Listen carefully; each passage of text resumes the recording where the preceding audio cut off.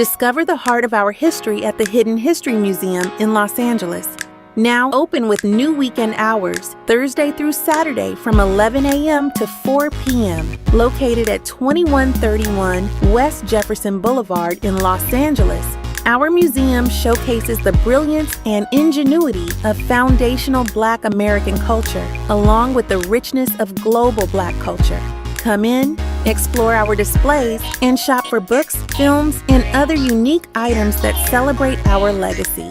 Also, be sure to look out for our popular special events. For more information, visit hiddenhistorymuseum.com.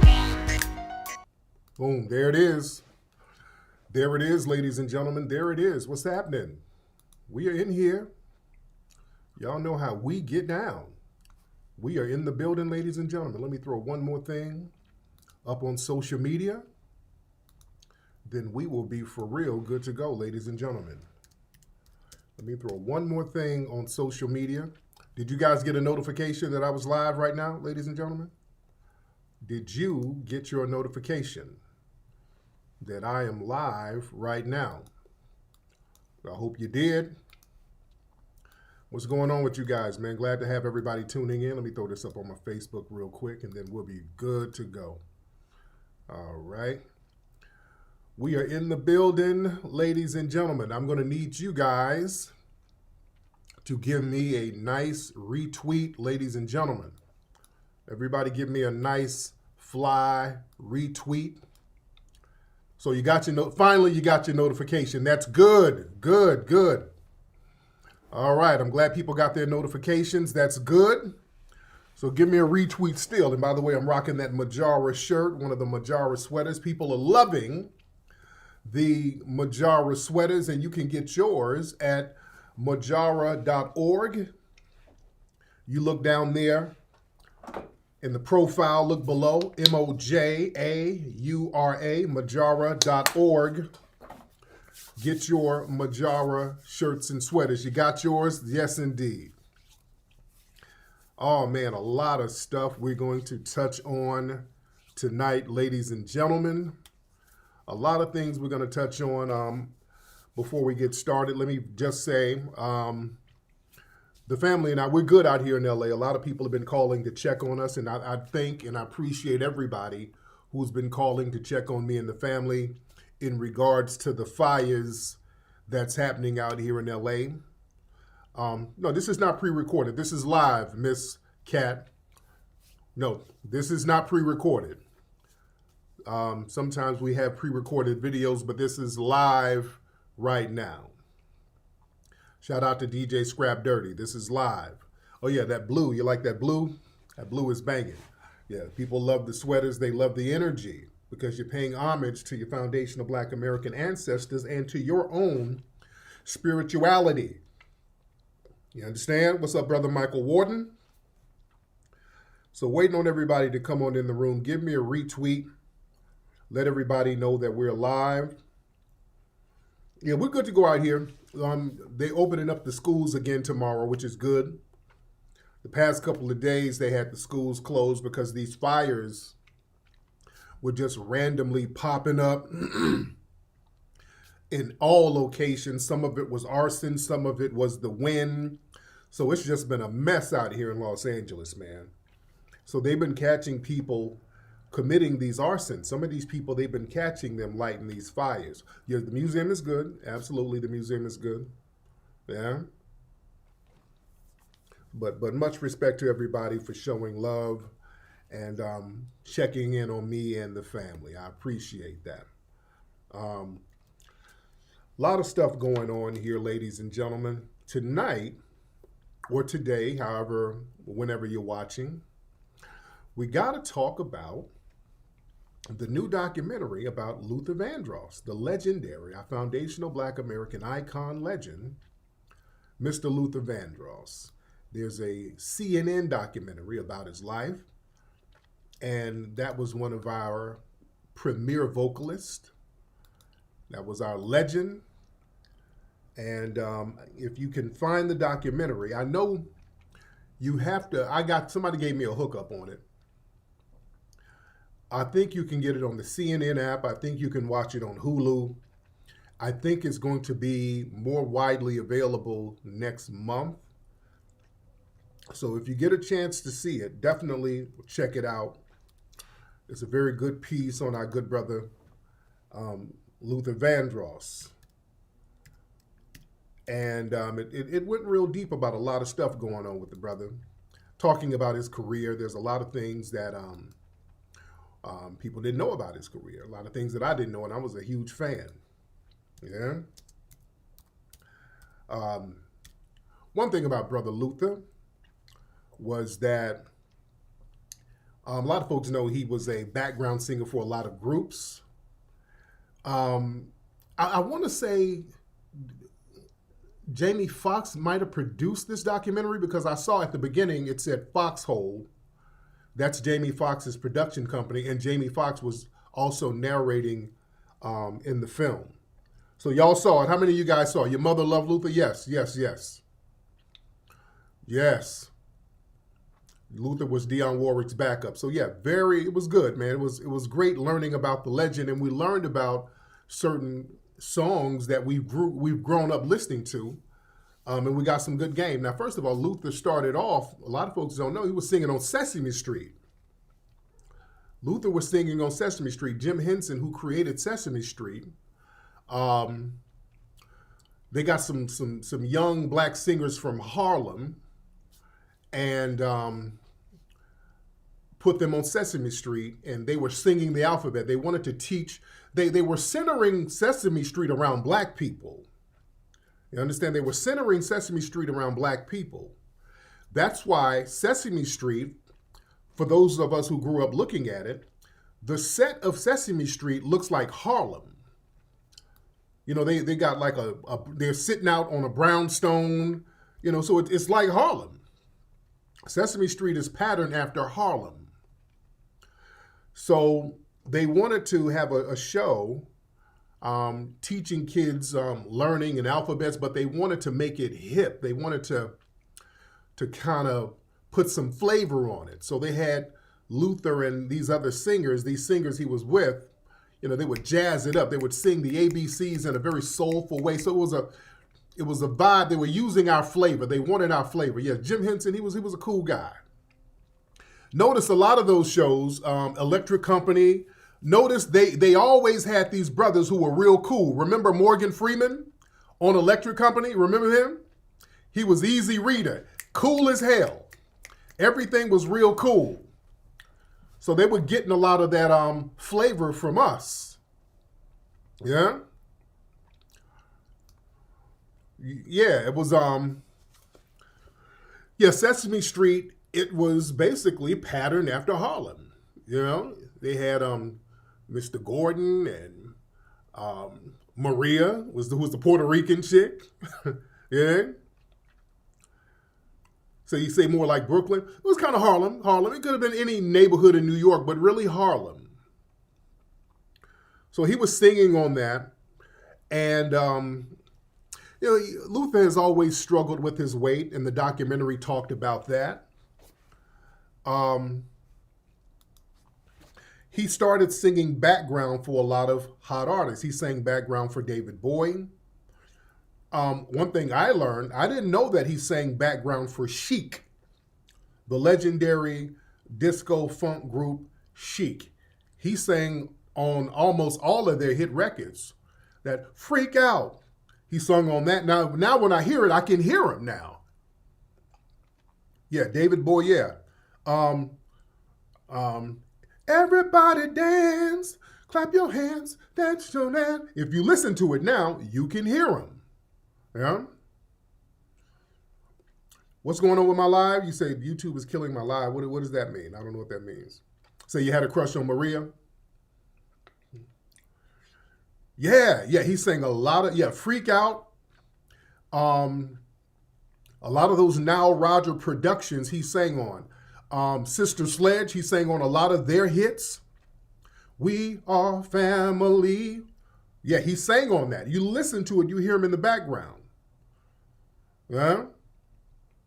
Yeah, Mr. Gordon played Willie Dynamite. He played a pimp. Yeah, a lot of folks don't know that. Gordon on Sesame Street started off, well, I don't know if he was on Sesame Street first, but he played Willie Dynamite.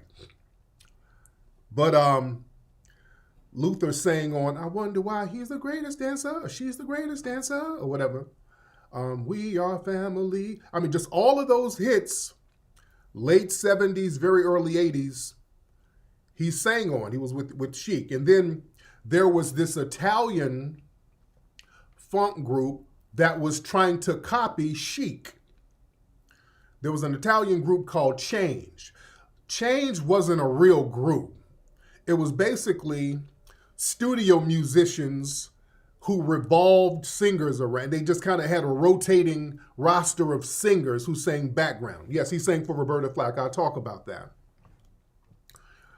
Yes, he sang background on Stevie Wonder's Part-Time Lover. Part-Time Lover. All, I mean, phenomenal. He sang, now Change, the group Change.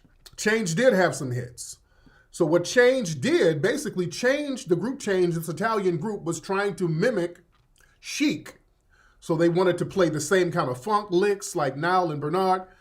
And they had hot records. So what they did, basically they went and got the same background singers that Chic had. You dig? I mean, they took a bite out of Chic. They went and got their background singers. That's why Chic's songs were so hot. Yeah? That's why all of their songs were hot. I mean, that's why Change, their songs were hot. They had Lover's Holiday. That was Luther on that. Luther sang the lead on The Glow of Love. Hold Tight. He sang background on that one. The Glow of Love. What the hell is that? Hold on. Where's my son calling? Hold on. Mateo, I'm doing a live right now. What's up? I'm doing a live, Mateo. Say hi to everybody, man. Shit. Say hi. Hello. All right, now go to bed. You got school. No. Yeah, you do. I'm doing a live. I'll talk to you in a minute. And stop eating all that candy. Wait. Fine, but... Well, listen to your mama, boy. Damn. Y'all come help me babysit these damn kids. Hard-headed as hell. All right. All right. There's my phone. I got Mateo a phone. Now he be calling every damn body now. I got him a damn phone. He calls everybody. You know? Lord. Anyway. Now what was I saying? My son got confused. Now what was I saying? Mateo made me lose my train of thought. And shout out to everybody in here. Retweet the broadcast, everybody. Retweet the broadcast. Retweet the broadcast. Ladies and gentlemen, retweet the broadcast. Yeah, he'll call me to see if he can get an ice cream sandwich. And then I got my special ice cream sandwiches, and I tell him, don't eat them. I got y'all some popsicles. Y'all eat them popsicles. And I go to get my stuff. They leave an empty-ass box in the fridge for Dad. Just, just real disrespectful. I have a whole separate refrigerator with my shit, and they be going in my stuff, eating my ice cream sandwiches. But anyway, I'm talking about Luther. We're talking about Luther. Talking about the group Change. And he was singing for Change, and they got Luther, they got those background singers from Chic to sing for Change. And they actually wanted Luther to be the full-time lead singer for Change. Luther was like, no, I want to do that because I don't want to get stuck. I kind of want to get my own solo thing going. I want to get my solo thing popping. And on Change's second album, Luther refused to sing lead, but he would sing background. So I like how Luther just he knew the direction he wanted to go to with his career. He I don't want to get stuck just singing with you guys. But yeah, he was doing his thing. Then he was singing for Roberta Flack, and Roberta Flack was telling him, hey man, don't get too, I think you're getting too comfortable being a background singer for me. Brother, you need to be out there in the forefront. You need to be out there doing your thing. Because Luther was always kind of insecure about his weight. He was a big, kind of a husky guy. He was a big guy. And at the time, late 70s, early 80s, the solo artist, the male solo artist, you kind of had to have a look. You had to, like Rick James and Prince and Michael. You kind of had to you had to be a sex symbol to a certain degree. So he was kind of a shy guy, kind of insecure about his weight. And Roberta said, like, damn all that, get on out there and do your thing, brother. Get out there and do your thing. So he went and did a demo. He did Never Too Much, shopped it, and got a record deal with Never Too Much. Luther Vandross, we're talking about Luther. Luther put out Never Too Much. We saw how thorough the vocals were.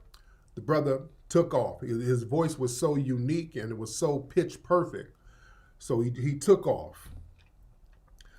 He produced a lot of people. He produced that song Jump To It by Aretha Franklin. Not only did he sing on it, jump, jump, jump to it.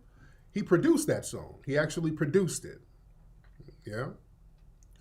Yeah, Barry White was a big guy, but the voice, see? If you were a big dude, you better have a hellified voice. Just like Gerald Levert. Gerald Levert was a big dude. Gerald Levert had a bunch of broads. Gerald Levert had the women fighting over his ass. Yeah, he had the swag and had that voice. Yeah? So Luther was doing his thing. Producing, singing for a lot of people.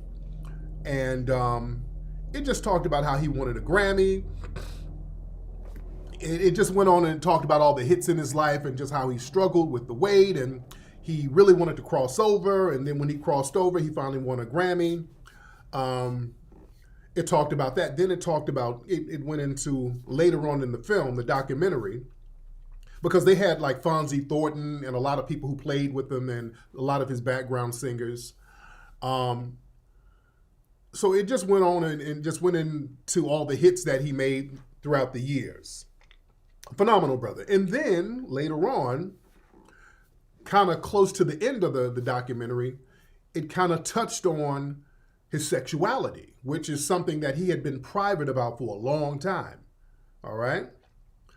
And they kind of said, hey, Luther had, there was some rumors about his sexuality and when he lost a lot of weight, because y'all remember Luther was gaining weight, losing weight. When we first saw him lose weight, he got real skinny. And people were like, oh, what the hell? So a lot of people thought he had AIDS. And he talked about that. People thought he had AIDS and there was rumors about his sexuality and maybe he had AIDS and all this stuff. And him and Gregory Hines had that hit. Yes, they did. You said it's on right now, Mike C. That's what's up. That's good. That's good. I'm glad it's on. I'm talking about it. But then later on in the movie, the documentary, it got into the sexuality thing. Yeah, he got skinny twice, and he gained the weight back, and yeah.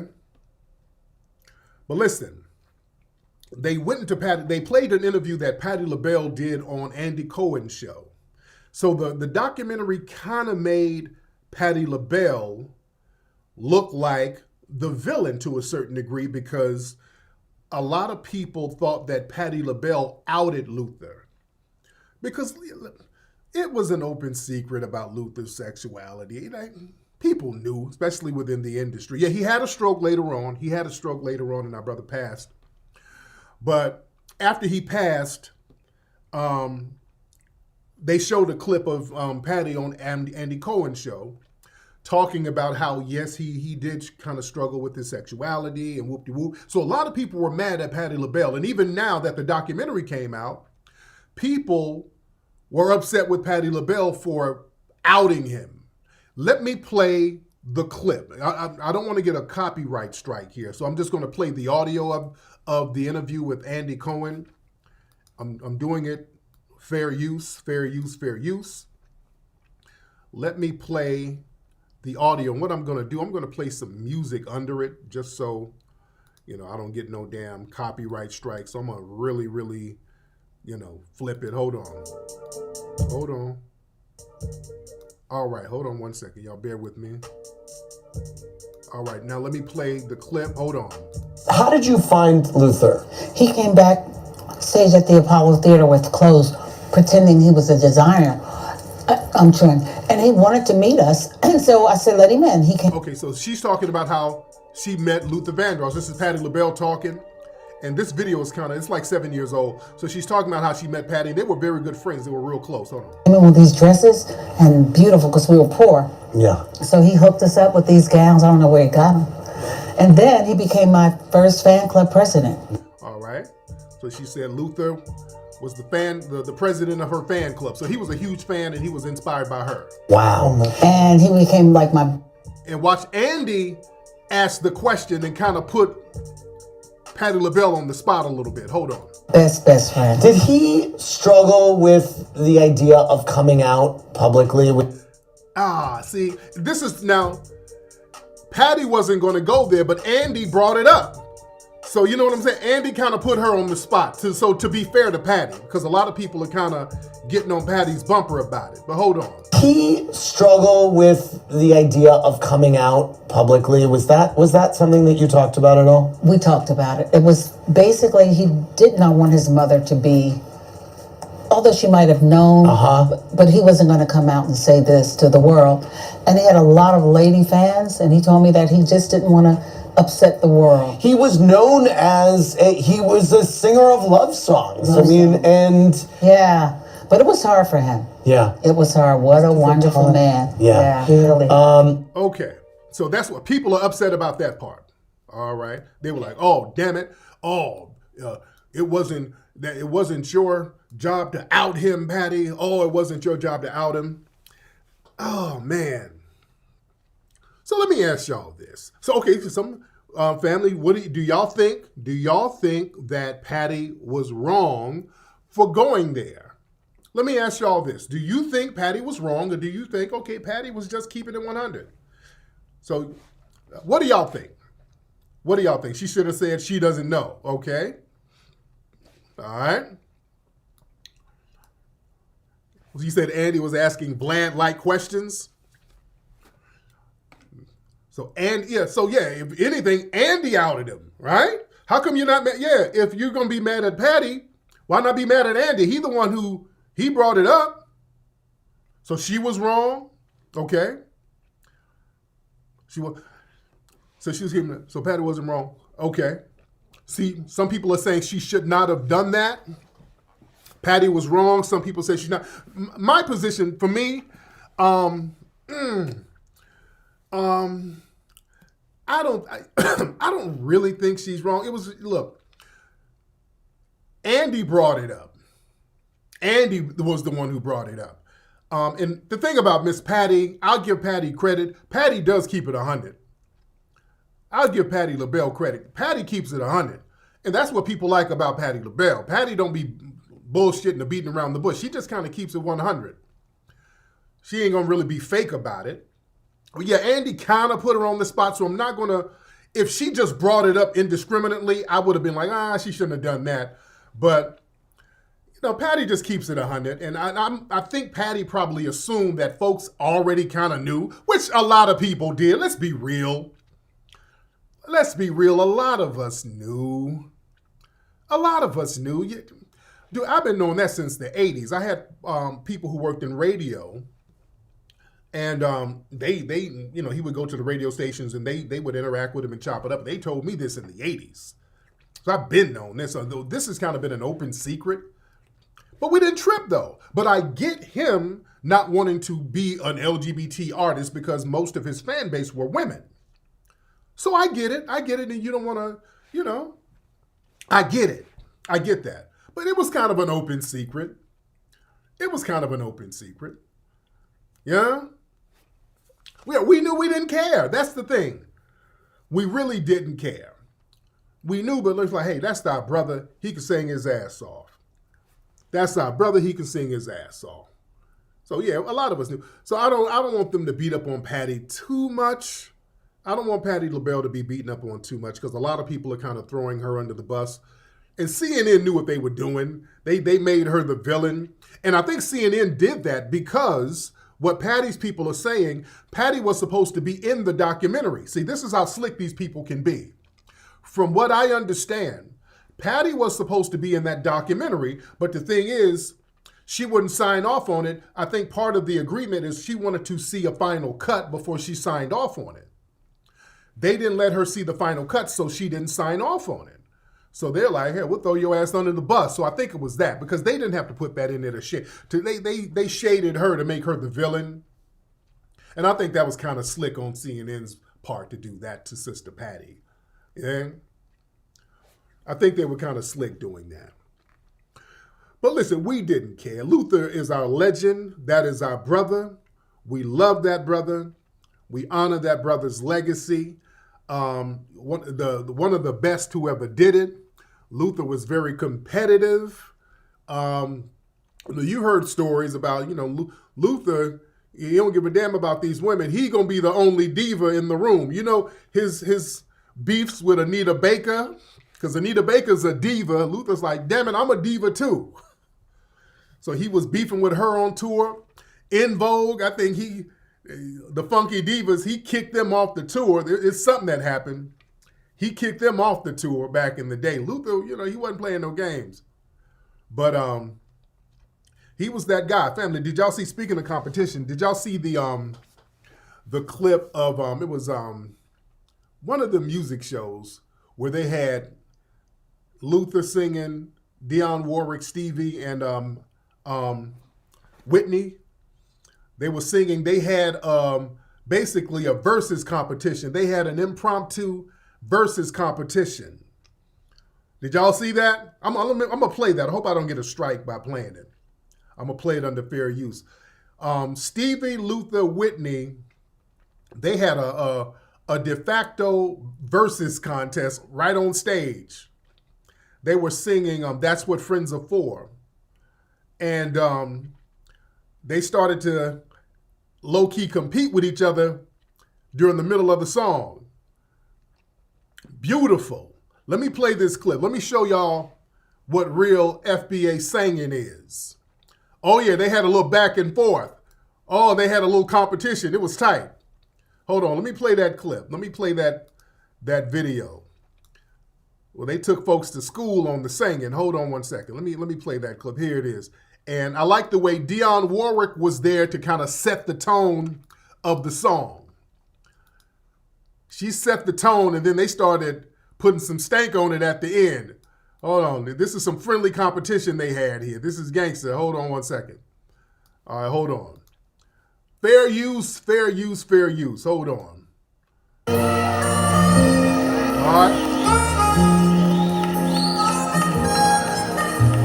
And I never thought I'd be this way. So yeah, Dionne is setting the tone. Let me fast forward it some. Hold on. Let me fast forward it on. I should ever go away. Oh, then close your eyes and try to feel the way we do today. And then you can So Dionne is like the school teacher setting the tone. Hold on. remember to keep smiling, keep shining. Oh, and you can always count on me. This was the Soul Train Awards? Okay. Did y'all say Stevie Wonder had sister locks? Don't disrespect Stevie. He was warming up to Luther a little bit, so Stevie, when Luther started singing, the audience warmed up to Luther, so Stevie's like, okay, I got to get my lick back. Oh, hold on. So Stevie's like, I'm going to have to put a little stank on it. They screaming for him. Hold on, they forgot I'm a legend up in here. Hold on. This is what got it started. Luther started getting a little more shine, so Stevie was like, oh, okay, here we go. All right, hold on. Where we at? Where am I? Okay, I'm getting lost here. There we go. Well, then close your eyes and know these words are coming from your heart. And then if you can remember,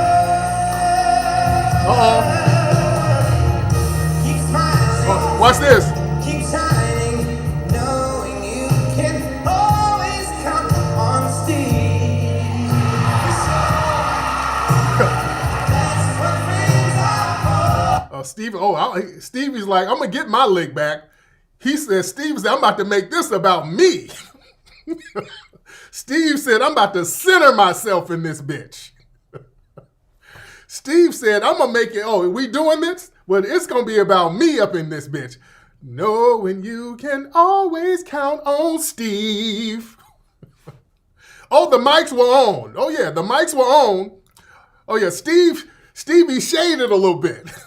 All right, now Whitney was like, okay, if it's up, it's up. All right. Whitney said, all right, if we doing it, let's go ahead and do it. Hold on.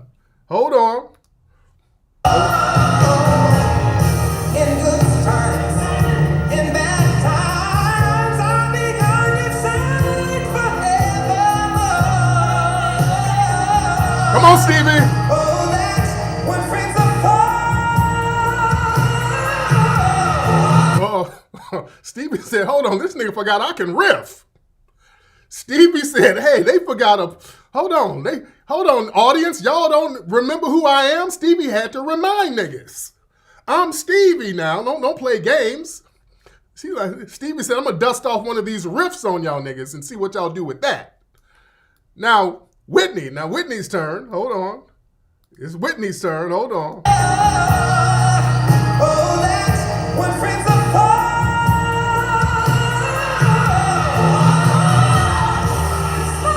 Come on, Whitney.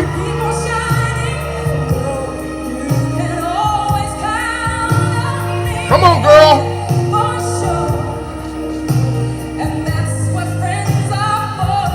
Come on, Whitney.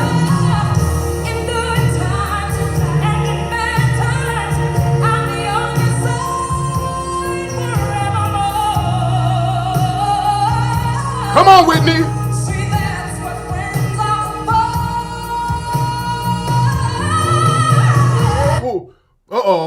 So Whitney said, hey, I'm going to show them who I am. Now, let me show you Luther. Luther's like, oh, okay. Look at Luther. Luther said, oh, look at the look on Luther's face. Like, okay, Whitney trying to play in my face. Oh, it's like that? Whitney started showing out. Luther was like, oh, you just going to play in my face like this? Is that what y'all doing? Okay. Luther was like, oh, watch this. Oh, I got something too. Oh, look at the look Luther gave. The look. Luther, oh, it's on. Luther's looking like, oh, it's on up in this bitch. It's on. Okay. All right. Luther, oh, I got something for all of y'all. Watch this. Since you want to play in my face. Okay. All right. All right, Nippy. I got something for you. Hold on. Let me take it back a little bit. Luther's looking like, oh, okay. Oh, you gonna play in my face. All right.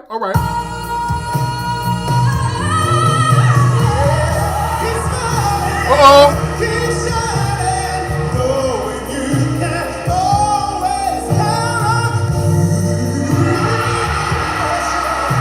Nigga.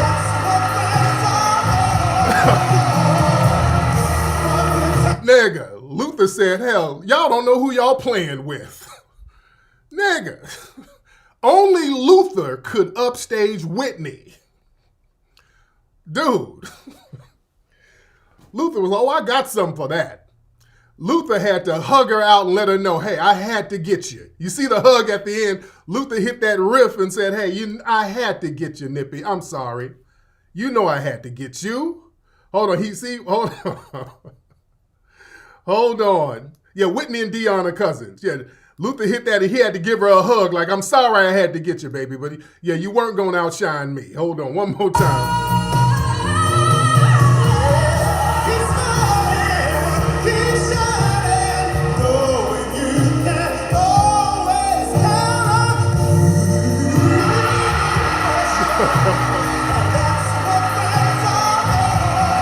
See, he gave her a hug like, gotcha.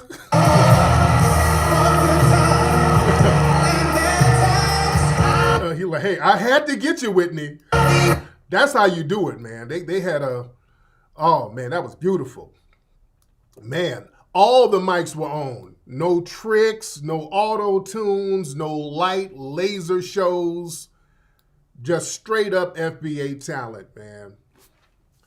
Man. They were killing that shit, man. That was beautiful. Oh, that was, yeah, Patti would have been the shit on that too. But yeah, Luther was killing that, man. Yeah. That was a beautiful thing, man. That was our legendary brother, man. We miss them. We miss that talent, brother. You know? Yeah, that was they were trying to upstage each other. That was that, when you get iron, steel sharpens steel, man. Steel sharpens steel. I wish I could have been in that audience, man. Whoever was in that audience, that were lucky to be there to see that live. Yeah? Man, shout out to everybody in here. We got over 4K in here. We're in here heavy. We're in here deep, ladies and gentlemen. Shout out to everybody in here. A lot of other things we got to get into tonight, ladies and gentlemen. You know what? Speaking of entertainers, there was a tweet that Azealia Banks has been saying some pretty hot stuff lately. Usually Azealia Banks be trolling and all that, but she's been saying some real stuff lately. Azealia Banks, she kind of does a house music thing, but she called out this porn actress, this Mia Khalifa chick. She kind of called her out because Mia Khalifa was kind of throwing black men under the bus. Let me show y'all some tweets that Mia Khalifa was engaged in, where she was kind of low-key throwing black men under the bus. Now, Mia Khalifa is like an Arab. She's like this Arab Middle Eastern porn chick. So I think she retired. And a lot of these chicks, they start saying little real greasy stuff about black folks. Hold on, let me find that tweet. Right here, this tweet right here. You know, they were using the whole euphemisms of, hold on. So somebody was like, I've had so many rappers and athletes / black men in my DMs and none of them have game. Like, do you really talk to women like this? And then Mia Khalifa was like, yeah, they're sex addicts and misogynists. All right. So I guess that was her trying to take a dig at black men, this Mia Khalifa chick. And shout out to Azealia Banks. Azealia Banks kind of checked her on that. Like, hold on. This is Azealia Banks, start speaking truth to power. Azealia Banks was like, wait a minute, an Arab porn star saying black rappers and athletes are sex addicts and misogynists just screams of racism and internalized cultural shame she has about being intimate with black men. Someone in her family must have called her an N-word lover. Now rappers and athletes specifically are sex addicts and misogynists. Right. Yeah, so yeah, a lot of these non-black porn stars, they start sounding like the alt-right when they get burnt out and their careers are over. Yeah? Then they try to use the black men victimize me game so they can get good in with white people and the white dudes who were ghetto gagging them and doing all types of weird stuff to them. Yeah?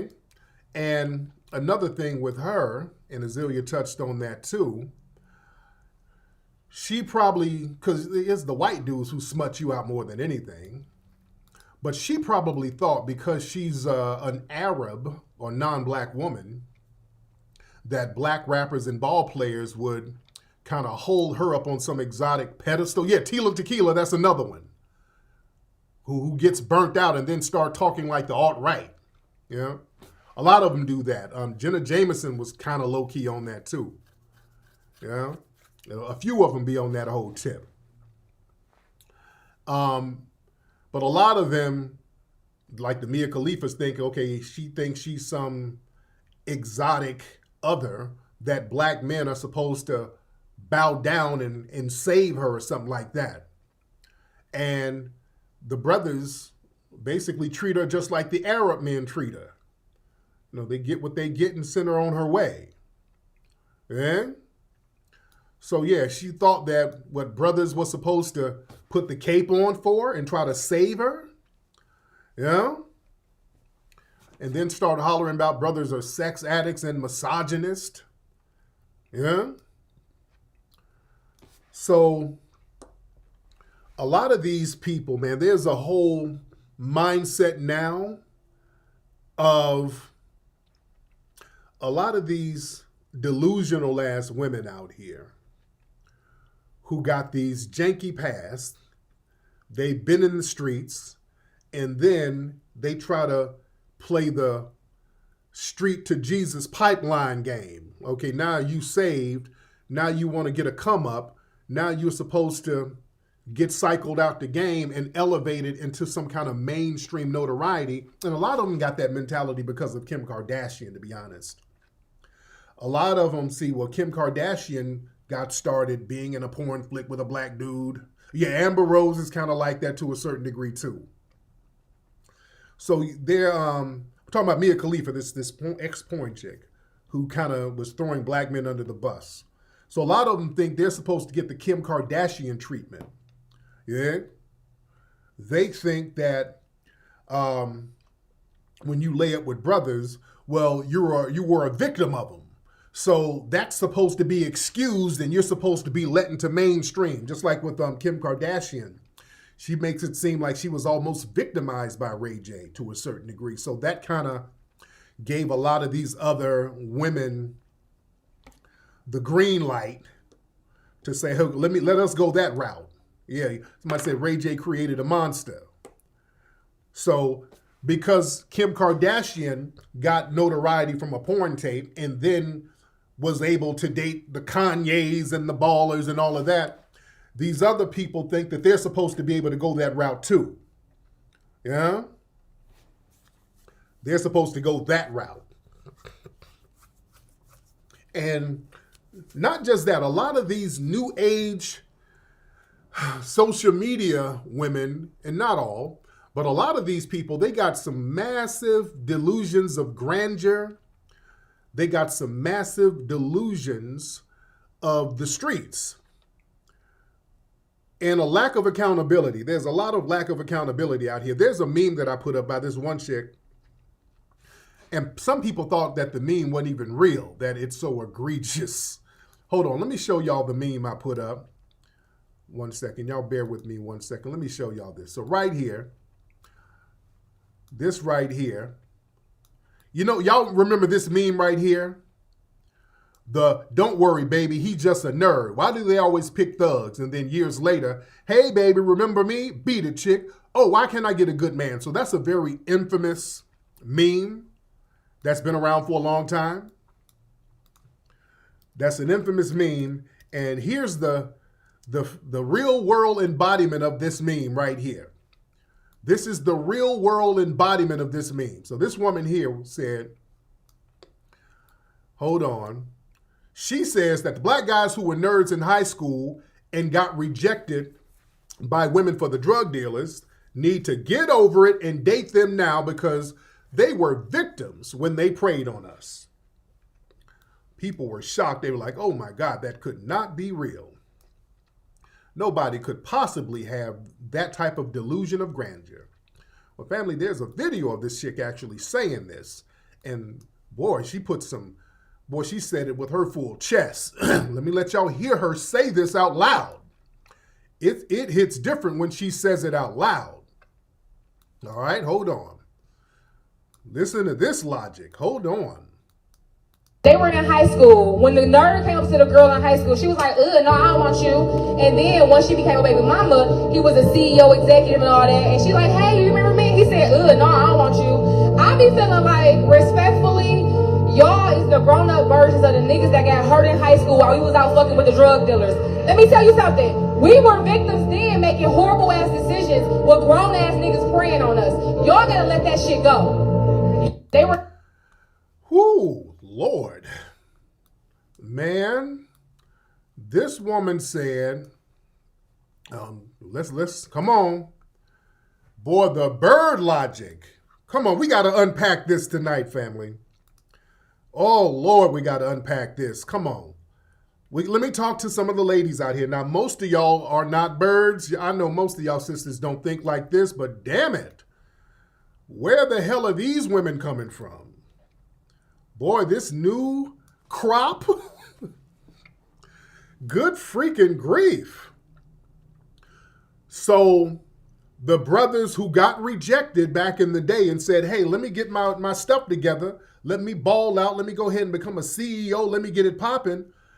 When the rats circle back with the children from the dusty dudes that abandoned them and they're sit up here stuck with kids, the CEO is supposed to get over being rejected because he's supposed to sympathize with you because you made a bad decision and you felt like you were victimized years later. So the guy's supposed to be sympathetic and get over it and get with you and raise your kids? Come on. Y'all can't be that damn delusional. Y'all cannot be that damn delusional. Y'all want the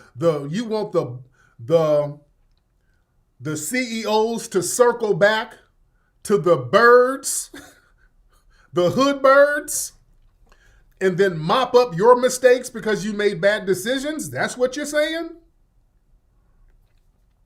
Y'all better understand that life don't work like that.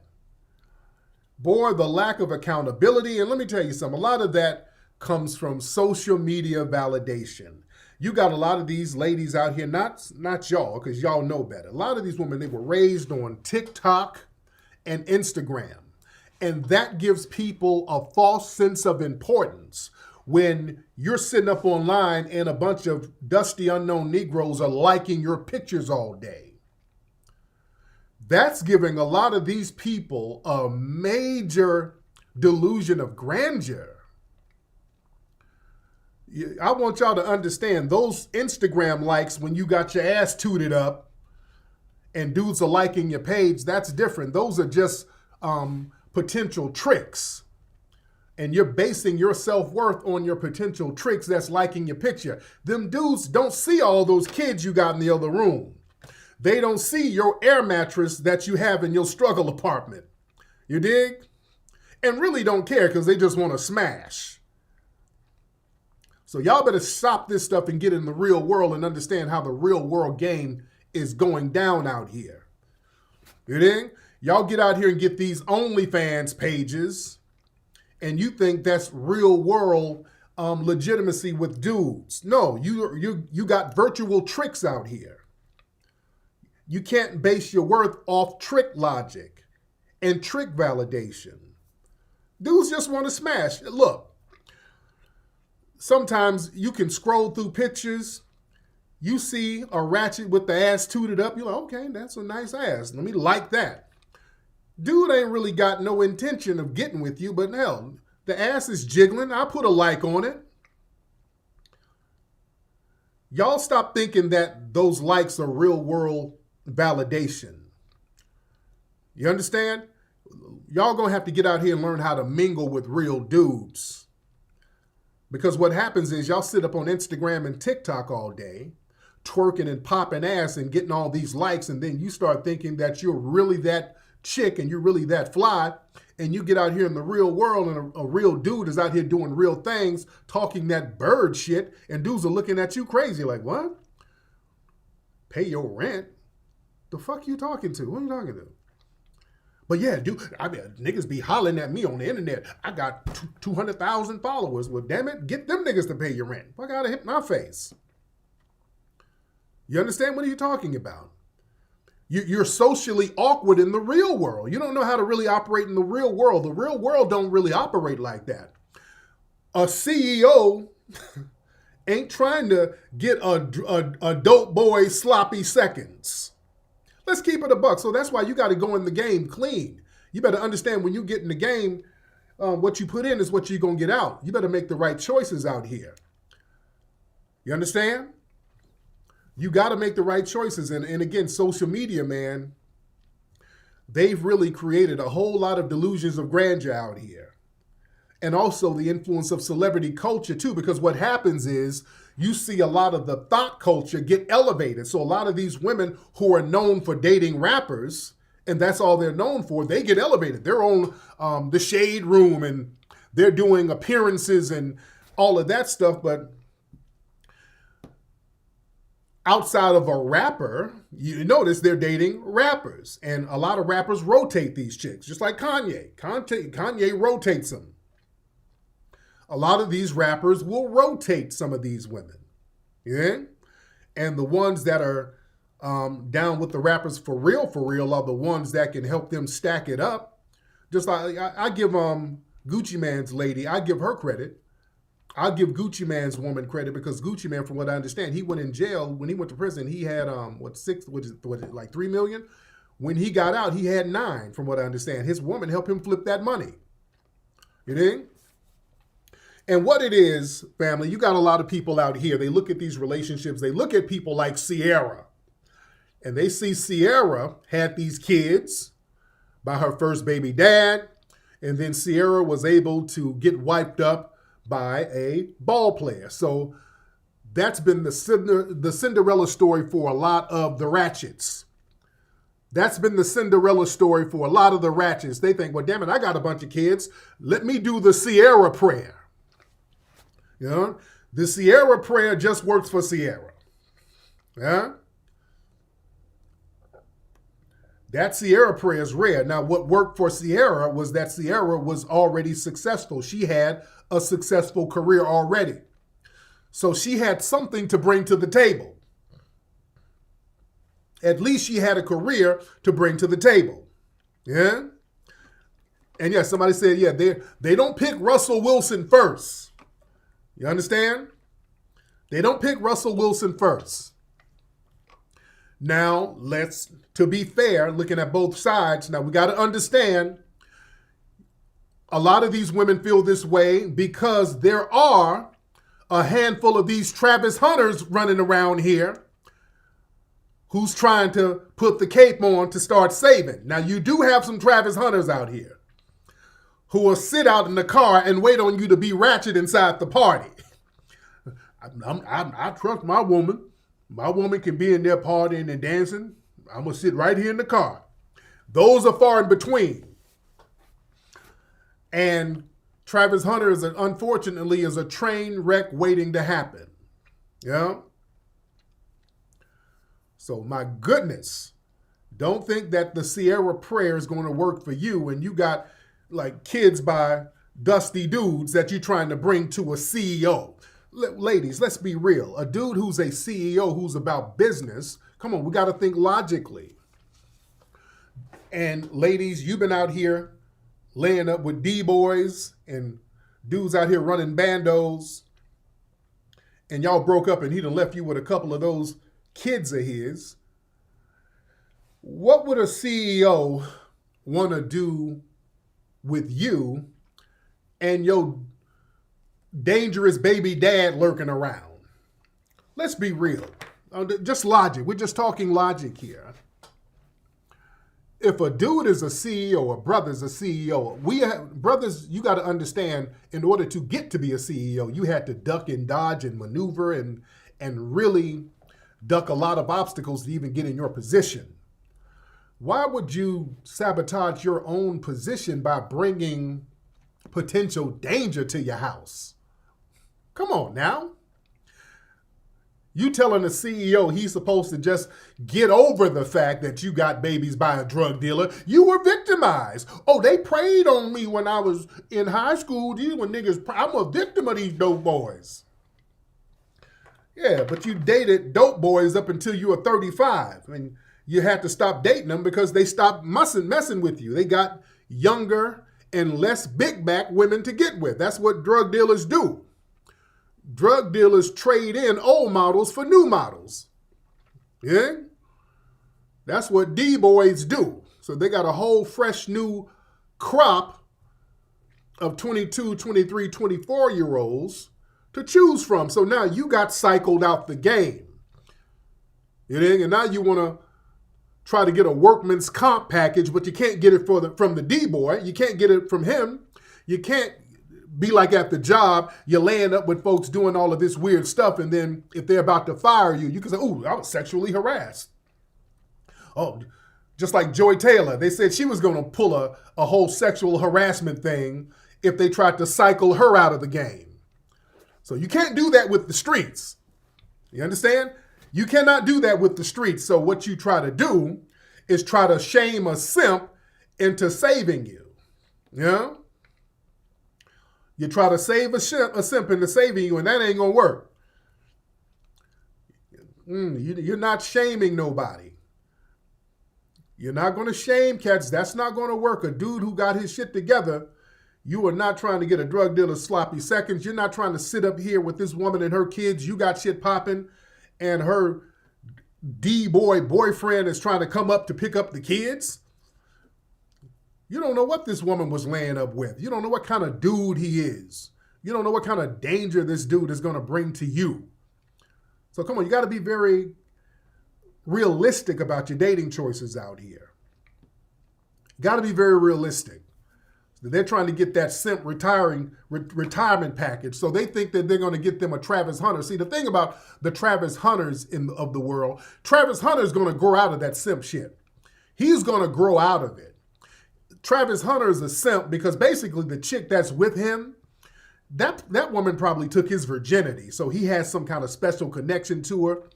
Once he gets in the NFL, he's going to get with some of them Dreas. You understand? He's going to get with some of them professional baller callers. He's going to get with some of them women who really know how to work the league. You understand? He's going to get with some of them who's going to work his little old ass and wake him up real quick. So he's going to get some act right when he gets in the league. I promise you, his mindset is going to be, he's going to get some act right. He's going to get with one of them real triple OG thoughts who's going to bring another woman with him, and they're going to do a threesome on his little old goofy ass. And he ain't going to know how to act. I know he's game goofy, but yeah, let one of them fine-ass Dreas get with him. And some of those women who's younger and finer and more thorough and got mouthpieces, wait till one of them get on his ass. The chick he got now was whatever. So yeah, once he gets some money coming in, they're going to work his ass. He's going to wake up real quick. Yeah? Yeah, Drea's still out here. She's still working the game. She's still getting the rookies. She's still getting them rookies out there. Y'all better understand, y'all got women out here who do this shit. Yeah? They understand that baller severance package, they got to earn it. They got to get back out here in these streets. That's why you got to stay in shape, you see? That's why you got to get your money up. You better go down there. You got to go down to Colombia. You got to make your trips. You got to get your tip. You got to get your tummy tucks, and you got to get your body maintenance. You got to have the money coming in. You see? You can't be out here laying up with dope boys who ain't really trapping the way they're supposed to be trapping. You got like these little $300 dope boys who ain't really balling. These ain't really no shot callers. You get niggas who like to flex money on the gram and take you to Red Lobster, but these dudes ain't really popping off no money that can really keep your body in shape. So you lay up with these drug dealers or these what I call $300 dope boys, and your back getting big. You know? So you ain't really staying in shape. Yeah, he's taking you to Red Lobster, so you sitting up here getting big off the damn Red Lobster biscuits, but he ain't got enough money to get you down there to Dr. Montoya in Colombia. He ain't got no money to send you to the DR to get that tummy tuck and get that shape right. So now you sitting up here with 3-4 kids at 40, your back looked like Ruben Studdard, and now he done traded you in, and you're like, well, damn it, where that nigga who was in high school who I told to kick rocks? I heard he's doing well. And he's telling you to kick rocks too. Like, no, nigga, I was victimized. But bitch, I'm about to be victimized by your big ass and your baby daddy. He ain't about to victimize me. The hell. You got to understand, ballers. Come on. I was a victim by that nigga. Bitch, I know. And I don't want you and them kids in here so he can come victimize me. You damn right he victimized you. You want both of us to be victims? Get out of here. Yeah. Talking about you were victimized. Yeah, we know. I don't want to be a victim either. I don't want this nigga to rob me. Yeah, I don't want to be a damn victim of that nigga who victimized you. So you and these kids, y'all be good. You got to GoFundMe. I'll put a little something on your GoFundMe, but you got to get the hell on. Damn. How did y'all out of y'all mind out here, this new generation, how y'all be trying to sell the bullshit to niggas? Who be going for this shit y'all be talking about? These new girls, where y'all from? Y'all be talking crazy. Y'all get off OnlyFans. OnlyFans and Twitter and TikTok got y'all talking crazy to niggas. Yeah, just because I shitted on you in high school and dated drug dealers, get over it. No, get out of here. Yeah? Get the hell out of here. You and your stalker baby daddy. I'm cool on you. Yeah? Come on, man. It's a whole new generation here. The delusions. The delusions of damn grandeur in here, man. Man, so yeah, y'all Gen X women, y'all need to teach these. What's this new? Is this Gen Z? What's this generation called? Y'all need to teach their asses something. Y'all ain't been teaching them right. Because they be talking crazy out here to these guys. I don't want to send my sons out here and they talking crazy. Yeah. But where are my Gen X's? Where are my Gen X's at? You know, those 90s women, they kind of had it together. Those 90s women, they were the shit. Yeah? Those 90s women were the shit. That's why they say 90s fine. That was the decade. Where are my Gen Xers? Y'all raise your hand. Let me see where my old schoolers, where my Gen Xers. Where y'all at? Yeah? Where are my Gen Xers? Y'all talk to me. Where y'all at? Who grew up in our era. We're the old schoolers. Yeah? Raise your hand. And what y'all look like now. Shout out to the Gen Xers. Y'all don't know nothing about that old school shit. Y'all don't know nothing about that old school. Yeah, those 90s women. Yeah, the 80s women were cool. Them 90s women were different. You go back and look at them 90s women. Them 90s women, which were those Gen X women, them 90s women were hella damn fine. We got the 70s babies in here. There we go. 70s babies, 80s babies. Come on, y'all ain't old school. Y'all don't know nothing about no old school. Where the old school FBAs? Come on. Where my old school FBAs? Y'all don't know nothing. Y'all don't know nothing about them 70s and 80s growing up as kids. Let me tell y'all something. If y'all real old school, let me ask y'all this. Let me show y'all something. Let me see who's real old school up in here. Who had this as a snack? Let me see who's old school. Who had this as a snack back in the 80s, 70s, and 80s?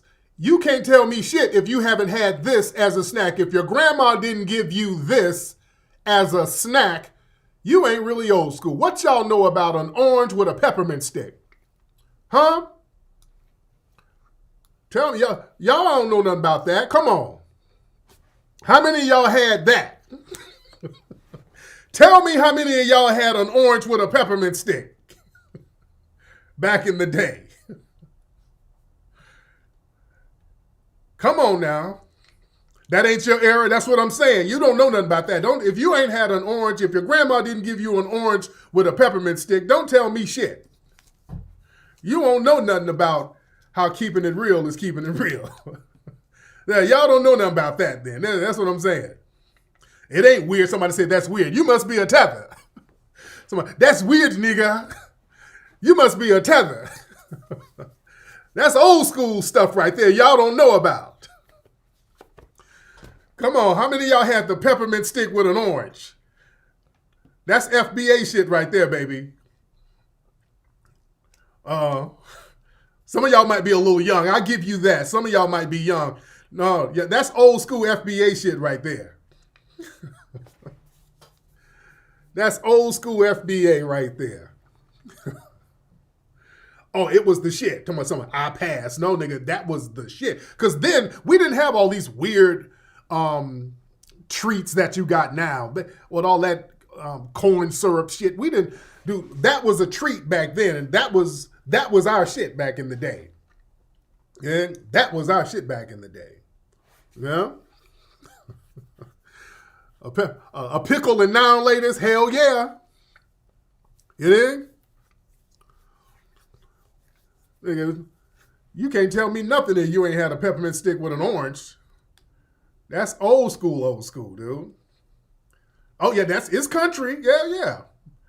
My grandmother used to give us those as treats, and we savored them bitches. Yeah? We used to savor those.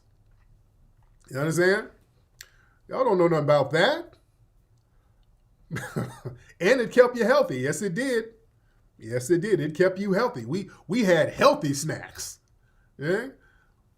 Grandma would go out there and have her own fruit trees, figs. Grandma had a fig tree. Hell yeah, but that's why we were so damn strong and we would whoop your ass. That's why we weren't to be played with back in those days. Yeah, we stayed outside. That's why we were healthy. I'm telling you, just being outside, getting that sun and being in the grass, that kept us healthy. Yeah? Straight up and down. But listen. Anyway, let me get up out of here, family.